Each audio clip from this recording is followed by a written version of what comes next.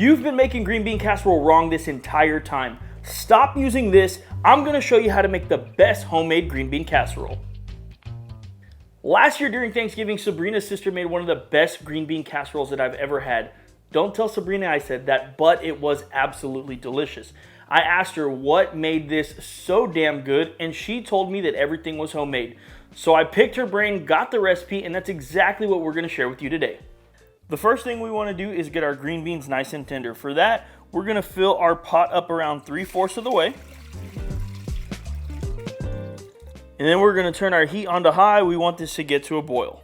For our homemade green bean casserole today, we're using fresh green beans. Now you absolutely can use the frozen ones if you'd like, but I highly recommend do not use the canned green beans. You will taste the difference this year when you use the fresh green beans over the canned ones that you've been using in the past.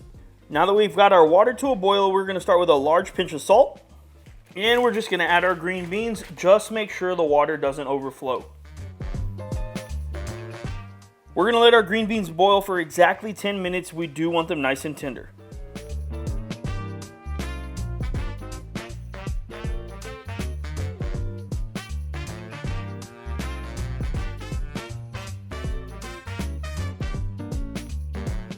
Now it's time to make our creamy mushroom sauce, and we're gonna start with 6 tablespoons of butter. To our butter, we're gonna add 4 cloves of garlic, and we're gonna add 24 ounces of baby Bella mushrooms. Now this originally does seem like a lot of mushrooms, but this will cook down, so just be patient, give it a few minutes, and everything's gonna start coming together.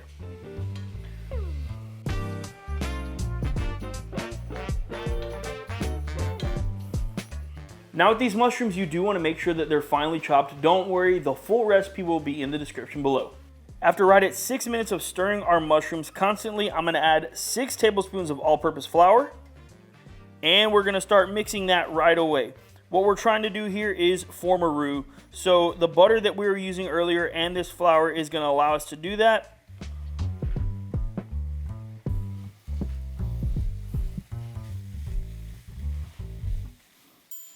It's been right at a minute of us stirring consistently on our flour, and we're gonna add a 1.5 cups of chicken broth. And now we wanna make sure that we start stirring right away.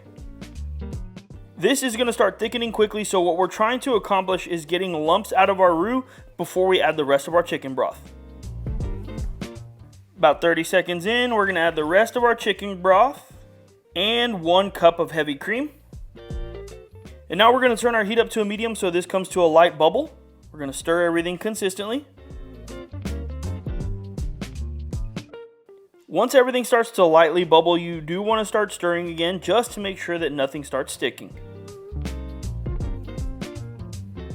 After around 6 or 7 minutes of us stirring our cream sauce, it's exactly where we want. We wanted to show you guys something real quick. If you actually put the sauce on the back of a spoon and you wipe, the cream should not be running everywhere. That's a good indication that our sauce is exactly where we want. Now we're gonna put our stove to low, and we're gonna season it up with that base to taste. We'll start with about a teaspoon. Stir everything in.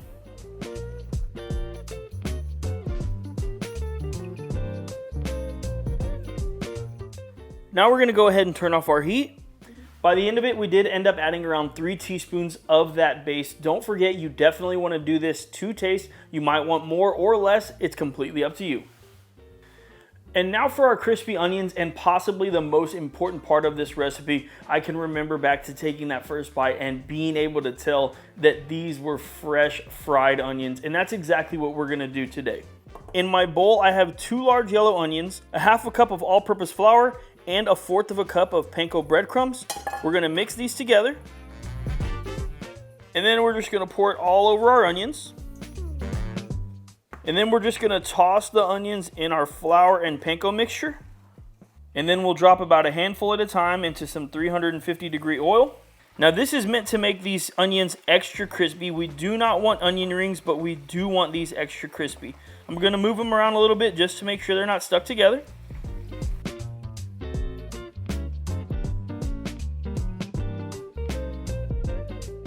After 5 minutes and when our onions are looking nice and crispy, we're gonna take them out, put them directly onto a paper towel, Spread them out a little bit, and we're instantly gonna hit them with some salt. We're gonna keep frying onions until we got them all done.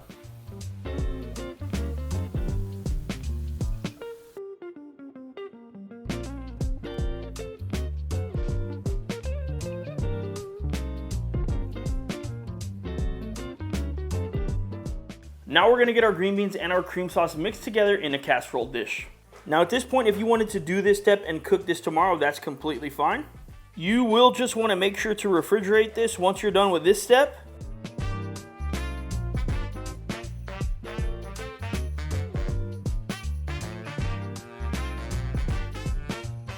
And tomorrow or whatever day you decide that you're gonna make this, you do wanna fully reheat this mixture before you put the onions on top. All you wanna do is get everything nice and hot. You do not wanna cook the onions much longer. They can get too dark on you.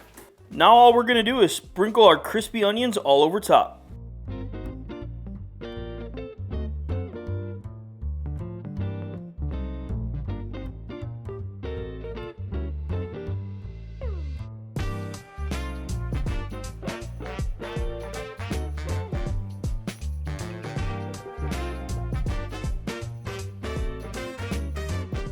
Now we're gonna put this onto our Weber Searwood XL at 350 degrees for 10 to 15 minutes. If you wanna do this inside in the oven, that's completely fine as well.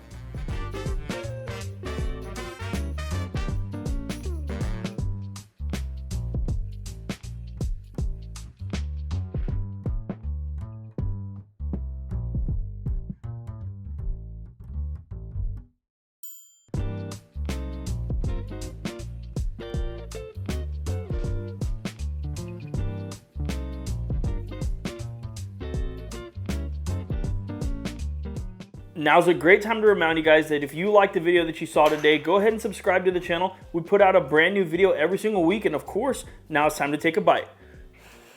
I know this is gonna be hot.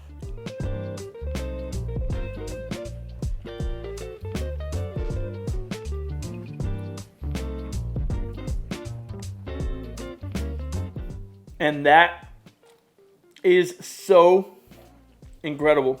It's obviously green bean casserole, but it's just elevated. Everything that we did was homemade, fresh green beans. The onions are nice and crispy. They have a great salt to them. The cream sauce is packed full of flavor. The green bean is nice and tender.